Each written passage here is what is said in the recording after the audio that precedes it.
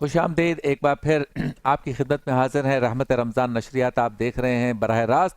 चलते हैं उस सेगमेंट की जानिब जिसमें उलमाए कराम हमारे साथ होते हैं। एक ख़ास मौजू होता है, उस मौजू पे हम गुफ्तगू करते हैं। सेगमेंट का नाम है आलिम टाइम।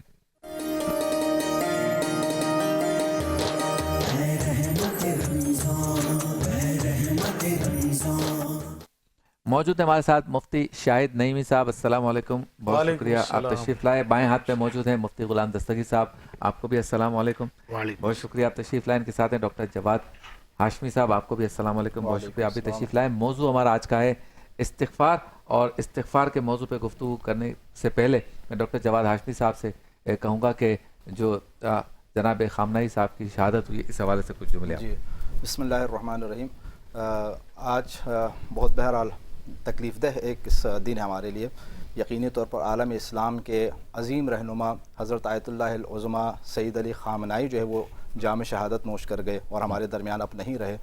इमाम ख़ामनाई ने अपनी हयात के अंदर ये फ़रमाया था कि मिस्ली ला युबायु मिस्ला। हज़रत इमाम हुसैन अलैहिस्सलाम से जब यज़ीद ने बैत का तकाज़ा किया ना, तो उस मौके पर इमाम हुसैन अलैहिस्सलाम ने यही फ़रमाया था कि मिस्ली ला युबायु मिस्ला, मुझ जैसा जो है वो यज़ीद जैसे कि कभी बैत नहीं करेगा। इमाम हुसैन अलैहिस्सलाम ने अपना सर दे दिया, लेकिन यज़ीद के सामने आपने यज़ीद की बैत आपने नहीं की। रहबर मुअज़्ज़म आयतुल्लाह ख़ामनाई ने भी आज दुनिया उनसे चाह रही थी, ट्रंप उनसे चाह रहा था, अमेरिका उनसे चाह रहा था कि वो उनके सामने झुकें, उनके बेजा शराइत के सामने जो है वो सर तस्लीम खम कर लें, उनके गैर जायज़ मुतालबात जो है वो उनको तस्लीम कर लें। लेकिन रहबर मुअज़्ज़म ने यह कहा कि हम भी इमाम हुसैन अलैहिस्सलाम के नक्श कदम पर चलने वाले हैं, हम उनकी बेअत हरगिज़ जो है वो नहीं करेंगे। और रहबर मुअज़्ज़म जिस तरह इमाम हुसैन अलैहिस्सलाम ने यह फरमाया था कि इन्न दाई अपना दाई कद रकज़नी बैन स्नतैन बैन ज़िल्लत वल सिल्ला हैहात मिन ज़िल्ला। मेरे लिए दो राह छोड़ दिए इन्होंने, एक कि तलवार के ज़रिए जिहाद कर लूँ और दूसरे कि ज़िल्लत तस्लीम कर लो, और मैं हरगिज़ ज़िल्लत तस्लीम नहीं करूँगा, हैहात मिन ज़िल्ला। आज वही काम हज़रत रहबर मुअज़्ज़म सैयद अली ख़ामनाई रहमतुल्लाह अलैह ने जो है अंजाम दिया और दुनिया के सामने उन्हें दिखाया। देखिए रहबर मुअज़्ज़म के अगर आप उनके कारनामों को अगर देखें ना, तो वो सिर्फ ईरान के रहनुमा नहीं थे, सिर्फ ईरान के सुप्रीम लीडर थे, ठीक है, वहाँ पर एक इस्लामी हुकूमत उन्होंने कायम की थी। वो मर्जे तक़लीद भी थे, पूरी दुनिया के अंदर जितने भी मसलन मकतब अहले बैत से वाबस्ता लोग हैं उनके मुक़ल्लिद थे, पूरी दुनिया के अंदर चाहने वाले पूरी दुनिया में मौजूद जी, चाहने वालों के अलावा बाकायदा फ़िक़ही लिहाज से उनको फॉलो करने वाले पूरी दुनिया के अंदर जो है वो मौजूद थे। और उन्होंने हमेशा इत्तिहाद का दर्स दिया। आप देखें उनकी कोई तकरीर आपको ऐसी नहीं मिलेगी कि जिसके अंदर मुसलमानों के हवाले से जो है शिद्दत पसंदाना जो है वो, बल्कि हमेशा रवादारी, हमेशा इत्तिहाद, हमेशा मुसलमानों को जोड़ने के की बातें जो है उन्होंने की। उनके फतावा भी आपके सामने मशहूर है कि मुसलमानों के मुक़द्दसात, उनके जो शख्सियात हैं उनका एहतराम करना जो है वो वाजिब है, और इसी तरह उनकी बेहतरामी करने को उन्होंने हराम करार दिया।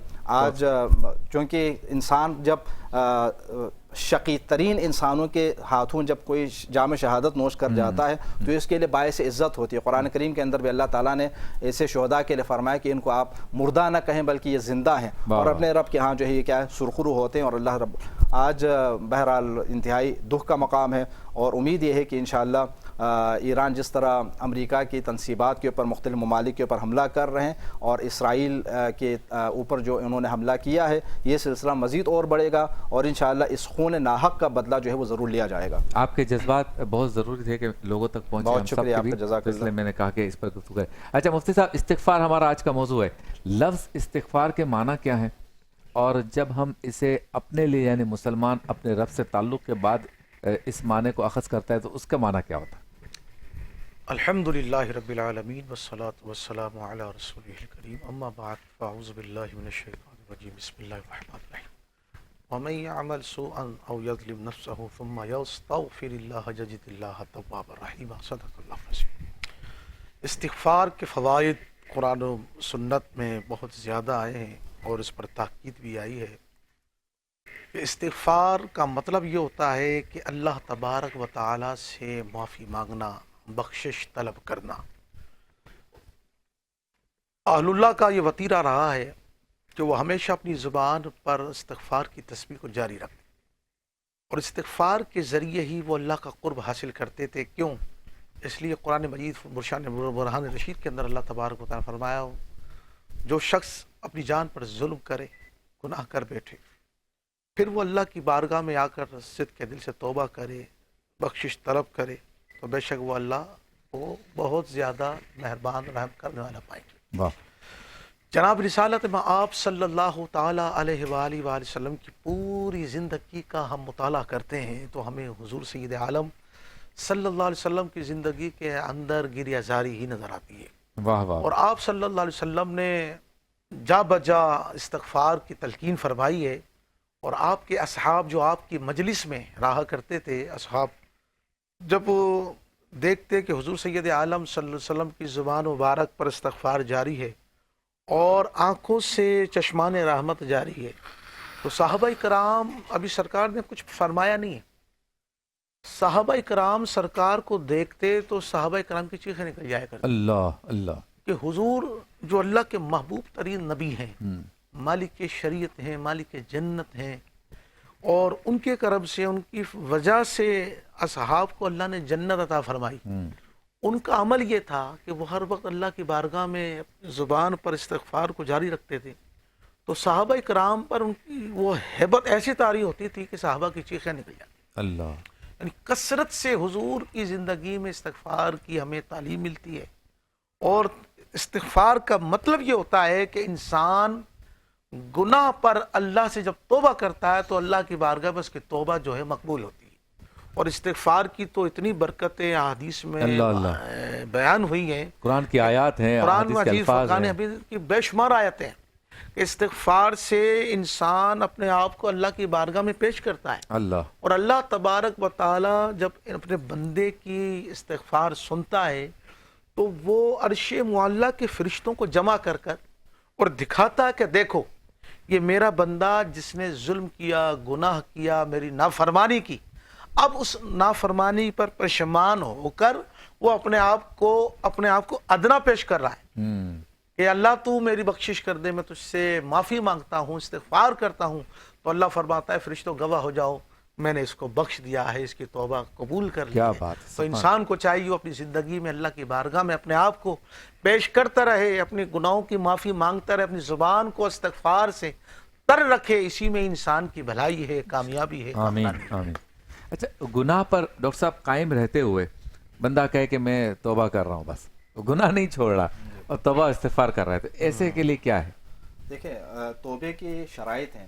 توبہ تاب یتوب سے یعنی پلٹنا، اللہ رب العزت کی طرف پلٹنا، یعنی گناہ کو چھوڑ کر اب اللہ رب العزت کی اطاعت کے دائرے کے اندر جو ہے وہ پلٹ جانا۔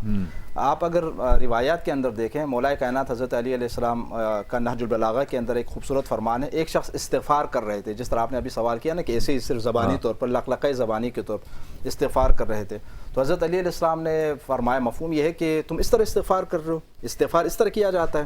تو انہوں نے پوچھا کہ مولا پھر کیسے استغفار کرتے ہیں؟ پھر اس موقع پر آپ نے ارشاد فرمایا تھا کہ استغفار کے کئی ارکان ہیں، جب تک ان تمام ارکان کو کے مطابق استغفار انجام نہ دیا جائے اس وقت تک جو ہے وہ حقیقی استغفار شمار نہیں ہوتا۔ سب سے پہلے امام نے یہ فرمایا کہ تم اپنے گناہوں کے اوپر دل سے نادم ہو جاؤ، ٹھیک ہے، جو گناہ کیے ہیں ان کے اوپر دل سے پشیمان ہو جانا کہ مجھ سے یہ غلطیاں ہو گئی، ایک یہ یعنی اپنے گناہوں کا اعتراف۔ پھر اس کے بعد ان گناہوں کی اللہ رب العزت سے صدق دل سے معافی مانگ لینا کہ یہ میرے گناہ تھے، ان کا اعتراف کر لیا، اب اللہ رب العزت سے ان گناہوں کے اوپر جو ہے وہ استغفار کر لے اور معافی مانگ لے، یہ دو۔ اور پھر اس کے بعد یہ ہے کہ آئندہ ان گناہوں کی طرف دوبارہ نہ پلٹنے کا عہد کر لینا۔ ایسا نہیں کہ ابھی تو اس گناہ سے استغفار کر رہے ہیں لیکن آئندہ اگر موقع ملے تو دوبارہ اس گناہ کی طرف جانے کا دل کے اندر جو ہے وہ ارادہ ہو، نہیں، گناہ کو دوبارہ انجام نہ دینے کا عہد کر لینا۔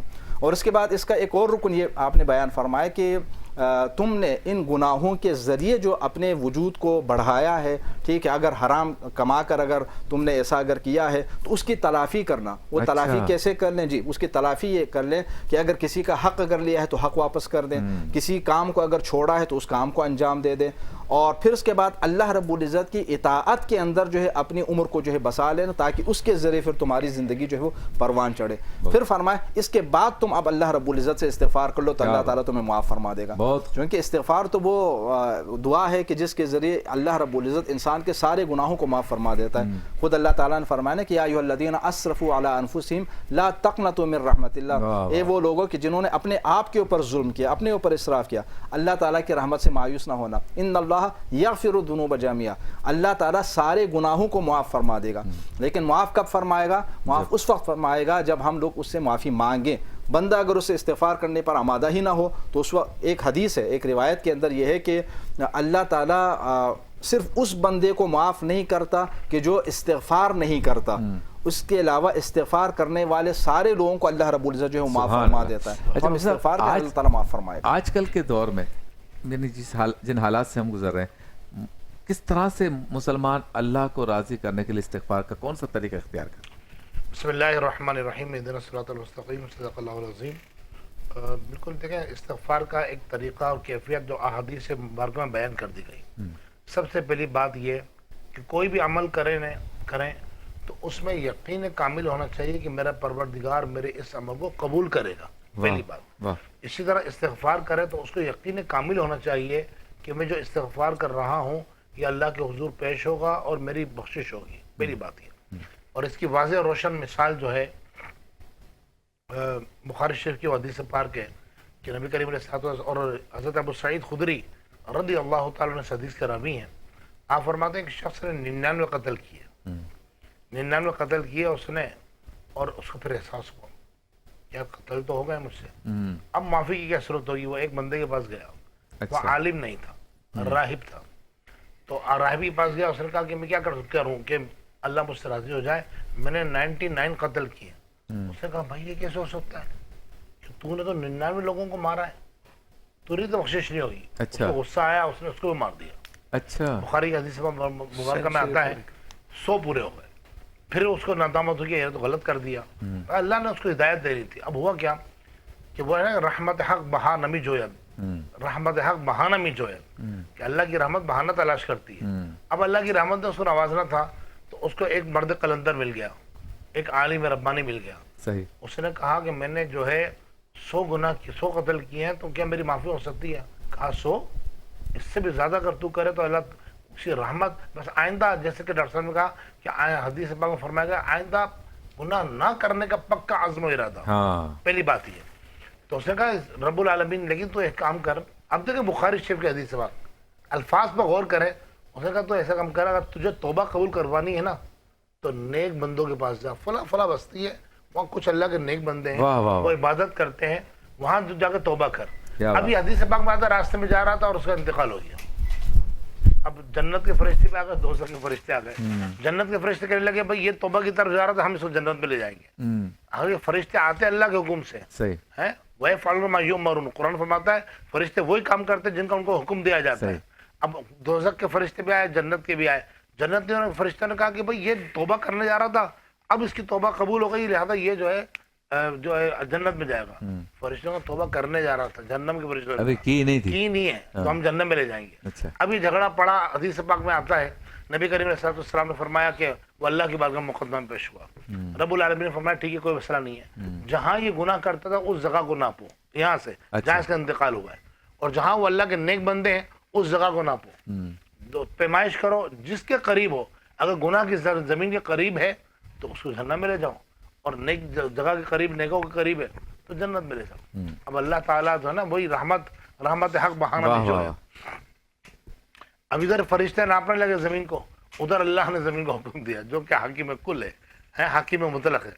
वहाँ जमीन को कहा कि तू समिट जा और उसको करीब कर दे उस जगह के जहाँ अल्लाह के नेक बंदे, वही ला तकनतु मिन रहमतिल्लाह। अब हुआ ये कि हदीस पाक में जब जमीन जगह नापी गई, पैमाइश की गई, तो एक बालिश ये उन नेक लोगों के करीब निकला। अल्लाह ताला ने इस बात पे उसकी बख्शिश मौकूफ फरमाई। सुभान अल्लाह, सुभान। तो कहने का मकसद ये है कि पहली बात कि नेकों की सोबत इख्तियार की जाए, तरीका ये होना चाहिए, क्योंकि नेकों की सोबत आपको बनेंगे। तो खाली इस्तिग़फ़ार पढ़ने का नाम तो नहीं कि आपने तस्बीह पकड़ ली और अस्तग़फ़िरुल्लाह अस्तग़फ़िरुल्लाह, ये तो इस्तिग़फ़ार नहीं है।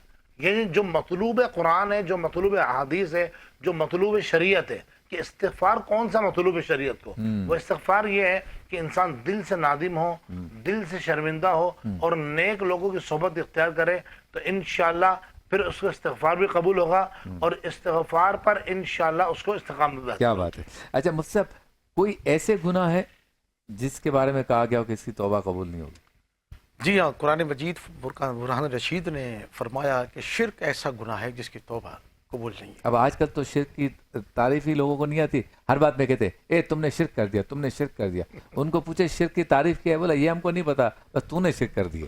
بس وہ بے لگام گھوڑا ہے نا۔ ہاں تو شرک کی تعریف بھی بتا دیجیے۔ شرک کی تعریف یہ ہے کہ جو اللہ تبارک و تعالیٰ کی ذات میں، صفات میں، الوہیت میں، مخلوق میں سے اس جیسا، ذات میں، صفات میں اس جیسا مانے وہ شرک ہے۔ اب یہاں تو بات بات پہ کہہ دیتے ہیں، حالانکہ ہم نے مانا ہی نہیں۔ جبکہ سامنے والا نبی چیخ رہا ہے رحمت صلی اللہ علیہ وسلم کی واضح بخاری و مسلم کی متفقن علیہ حدیث ہے۔ نبی پاک صلی اللہ علیہ وسلم نے خطبہ ارشاد فرمایا اور حضور نے فرمایا کہ مجھے اپنی امت سے اب شرک کا خوف نہیں۔ دیکھ کیا بات ہے، ہم حضور کی مانیں کہ آج کے لوگوں کی بات مانیں؟ دیکھیں آج کے لوگ کہہ رہے ہیں کہ بات بات پر شرک کر دیا، شرک ہو گیا۔ اور نبی کریم علیہ الصلوۃ والسلام کے وہ مبارک الفاظ، حضور نے فرمایا مجھے اپنی امت سے اب شرک کا خوف نہیں ہے، ہاں اتنا ضرور ہے کہ یہ دنیا دار بن جائے۔ جب حضور نے یہ بشارت دے دی اور حضور نے یہ سند جاری کر دی تو بتائیے اب کون ہے جو اللہ کے ساتھ شراکت کرے؟ اچھا اب اس میں یہ بتائیں کہ جیسے آپ نے فرمایا کہ شرک ایک ایسا گناہ ہے کہ جس شرک کرنے والے کی توبہ نہیں قبول۔ اب کسی نے اپنی زندگی میں شرک کر لیا، باقاعدہ جس شرک کی تعریف آپ نے کی، معاذ اللہ اس نے وہ شرک کر دیا، اب نادم ہے، اب پلٹنا چاہتا ہے، یعنی بتوں کی پوجا کر لی خدا نخواستہ۔ اب شرک اس نے جو کیا ہے وہ کس کھاتے میں کیا ہے؟ ہاں اس سے غلطی ہو گئی یا اس کے ذہن میں، اس کے ارادے میں ایسا کوئی سلسلہ نہیں، دیکھنے والے نے دیکھا کہ یہ شرک ہے اور وہ اس کو سمجھ بھی رہا ہے۔ ہاں لیکن قرآن اور سنت کے اگر ہم امتیازات دیکھیں، اس کی حقانیت کو دیکھیں، اگر وہ اس پر پورا نہیں اتر رہا، وہ اللہ کی بارگاہ میں اگر وہ صدق کے دل سے توبہ کرتا ہے تو یقیناً اللہ اس کی توبہ قبول فرماتا ہے۔ واہ واہ واہ کیا بات ہے۔ اچھا اسی پہ مختصر کلام کہ بندہ اپنے آپ میں سمجھ لے کہ اب میں تو ختم ہو گیا ہوں، اتنے گناہ کر لیے، شرابی ہوں، زانی ہوں، جھوٹ بولتا ہوں، بے ایمانی کرتا ہوں، شرک جیسے کام بھی کر دیے، اب ختم ہوں، پھر بھی اللہ کی رحمت سے مایوس نہیں ہونا، کیا کرنا ہے؟ دیکھیں قرآن کریم کے اندر اللہ رب العزت نے جس طرح مفتی صاحب فرما رہے تھے نا، جس گناہ کو معاف نہ کرنے کا واضح طور پر اعلان فرمایا وہ یہی شرک ہے۔ ان اللہ لا یغفر ان یشرک بہ ویغفر ما دون ذلک لمن یشاء۔ 2 مرتبہ اللہ تعالیٰ نے یہ فرمایا، اللہ تعالیٰ شرک کو معاف نہیں فرماتا، شرک کے علاوہ جس گناہ کو چاہے وہ معاف فرما دے گا۔ باقی گناہوں کی معافی کی گنجائش ہے، چاہے جتنے بھی گناہ انسان نے کیے ہوں۔ البتہ اس میں یہاں پر گناہ پھر 2 طرح کے ہوتے ہیں، ایک وہ گناہ ہے کہ جن کا تعلق جو ہے اس بندے سے اور اپنے رب کے ساتھ ہے، تو وہ گناہ معاف ہو جائیں گے۔ لیکن دوسرا گناہ جس میں آپ نے اشارہ بھی فرمایا لوگوں کی نسبت سے، بندوں کی نسبت سے، تو بندوں کی نسبت یعنی حقوق العباد کا انہوں نے خیال نہیں رکھا، لوگوں کے ساتھ ناانصافی کی، لوگوں کے اوپر اگر ظلم کیا، اس قسم کے گناہ اگر انہوں نے کیے تو یہ گناہ اس وقت تک معاف نہیں ہوتے جب تک وہ بندے بھی معاف نہ کر دیں۔ ان سے بھی معافی مانگے، پھر اللہ رب العزت سے بھی معافی مانگے، اللہ تعالیٰ معاف فرما دے گا۔ کیا بات ہے۔ مختصر سا وقفے پہ جانے سے پہلے ایک بات ضروری ہے جو کہنا چاہتا ہوں، ہم اس نشست پہ، اس مسند پہ یا اس کرسی پہ بیٹھے ہیں، یہ مائک ہمارے پاس ہے، کیمرہ ہمارے پاس ہے، تو یہ بھی ایک ذمہ داری ہے۔ اگر یہاں پہ بیٹھ کے بھی ہم کوئی حق کی بات نہ کر سکے، سچ بات نہ کر سکے، معاشرے میں سب کچھ ہو رہا ہو الٹا سیدھا اور ہم اس پر بھی آواز بلند نہ کریں، تو ہم سے بھی پوچھا جائے گا کہ تجھے مائک دیا تھا، کیمرہ دیا تھا، مسند دی تھی، کرسی دی تھی، اختیار دیا تھا، بولنے کی آزادی دی تھی، تو تم نے تو اوٹ پٹانگ باتیں کی اور 2 4 6 گھنٹے گزار کے پورا مہینہ چلے گئے۔ تو ہم جب کوئی ایسی بات کرتے ہیں معاشرتی برائیوں کی، خاندانی مسائل کی، دین میں کوئی گڑبڑ پیدا کرتا ہے تو اس سے متعلق یا وطن سے متعلق، تو اس لیے کہتے ہیں کہ ہم خود کو اللہ کے ہاں جواب دہ سمجھتے ہیں۔ تو اگر کسی کو برا لگتا ہے تو لگتا رہے، بہت زیادہ برا لگتا ہے تو بریک پہ ہم جا رہے ہیں، افطار کا ٹائم آئے تو 2 کھجور زیادہ کھا لیجیے گا۔